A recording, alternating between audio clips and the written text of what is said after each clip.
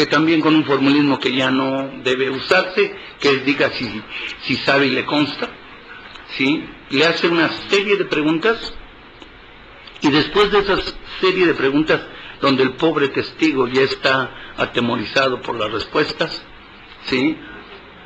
Cuando le hacen las repreguntas, el abogado contrario, que ya no sabemos de quién es enemigo, si del testigo o del abogado o de la parte, porque después se confunden, le hace otra serie de preguntas que a veces tampoco él entiende y contesta buscando ser congruente.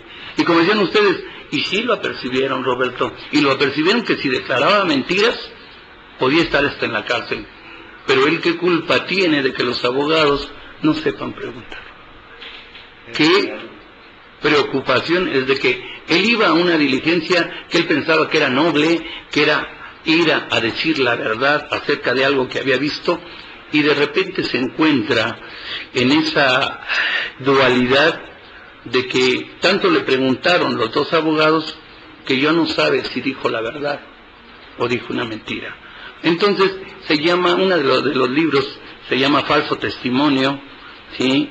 También un grande como es Mittermeier en materia penal lo señalaba, que es muy falible la prueba testimonial. ¿Por qué? Por la forma en que se desahoga, ¿sí? En ocasiones la pregunta sería cuando el juez libremente le pregunta y le cuestiona sobre la verdad histórica del asunto. Normalmente quien les preguntan y mal son las partes. Y de veras no es crítica, pero en ocasiones vemos, ya sea en las escaleras, ya sea en el baño, que el abogado está queriendo inducir, preparar al testigo, y el pobre testigo que, como les digo, a veces desayuna, a veces no, quieren que se aprenda 10 preguntas que le van a hacer en tan solo 5 minutos, ¿sí? Entonces con ello pues se confunden, no pueden establecer claramente la verdad. ¿Por qué? Por esta saturación de información. ¿Sí? Señoría, para irnos a una pausa, quería decir cierto como lo es, entonces la hace en este caso... En la confesional, el abogado. Y luego quería decir, ¿sabe y le consta? En la testimonial, el abogado postulante. Pobrecito testigo, haz una cosa y enseguida regresamos. Bien, estamos entrevistando al doctor Jaime Daniel Cervantes Martínez. Él es juez 63º civil en materia civil, del Tribunal Superior de Justicia del Distrito Federal. Ya estamos, su señoría, estamos a 15 minutos de terminar el programa y queremos agotarlo. ¿A mí? No, bueno, también queremos sacarle todo lo que nos del conocimiento. Adelante, Robert, por favor. Sí, gracias.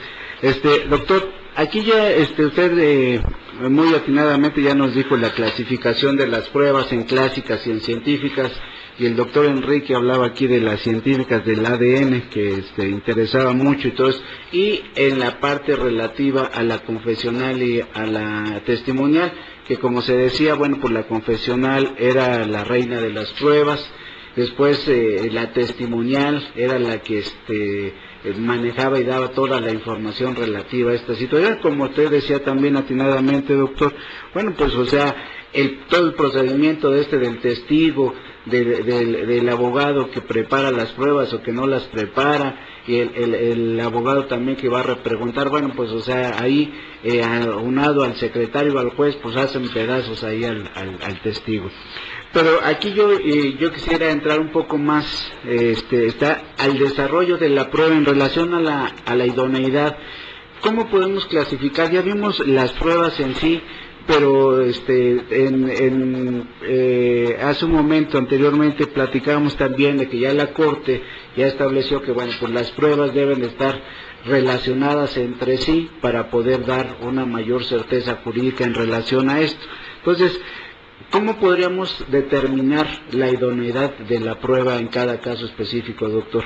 Mira, con mucho gusto te lo contesto, y es algo que cuando pues me han invitado a dar clase, cuando con Enrique hemos compartido la cuestión académica, decía yo, Hablar de la idoneidad de las pruebas es precisamente decirle primero al litigante tiene que razonar, tiene que pensar, algo que normalmente no se hacía.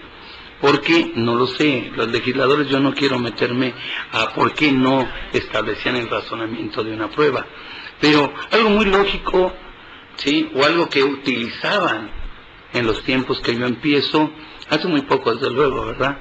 Donde dice que relaciono mis pruebas con todo y cada uno de los hechos. Esto, pues trataba de que, pues el abogado no tenía que preocuparse por nada. Con eso tenía para que se le admitieran sus pruebas. Sin embargo, la reforma que se da es precisamente de que tiene que indicar en un análisis lógico qué pretende probar y con qué lo pretende probar. Tú lo has dicho, mira, la confesional, pues se utiliza en la mayoría de juicios y en ocasiones el contrato, por ejemplo, que es el dubitado, en el primer hecho la parte demandada dice, es cierto. Entonces, a confesión de hecho, relevo de prueba. Ya no tendría por qué presentarse la confesional. Sin embargo, por alguna dubitación que él quiere acreditar, va a presentar su confesional. Pero entonces, por eso ves que se ha convertido en plebeya la confesional. ¿Sí? Como diríamos, podría ser chile de todos los moles, y sin embargo, podríamos determinar que ya no tiene la fuerza. La prueba testimonial, te podría decir que hay muchas cosas.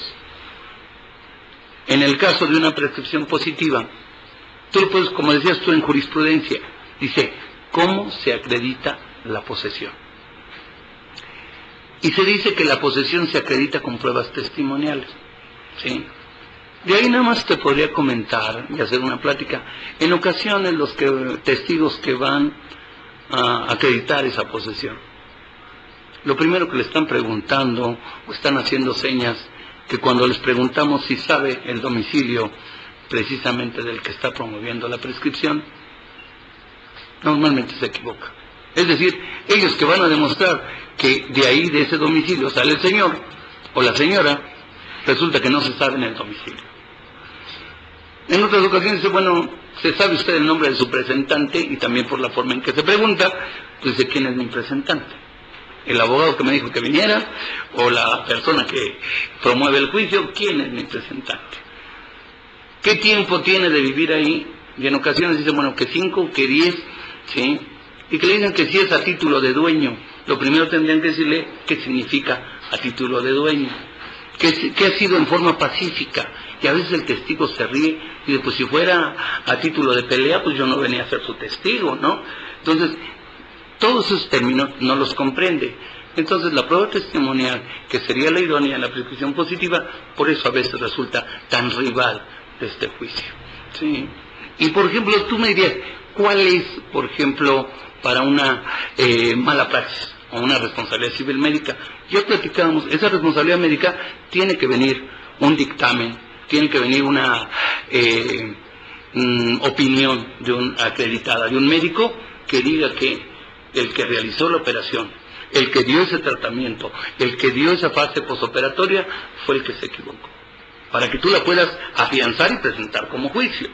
Pero si tú no presentas esa prueba, pues va a ser muy difícil. ¿Por qué? Porque en la prueba pericial vas a tener que cuando ya esté en el juicio y se presente una prueba pericial, como tú lo comentabas, Roberto, es una de la parte actora, una de la parte demandada, y a lo mejor viene un tercero en discordia.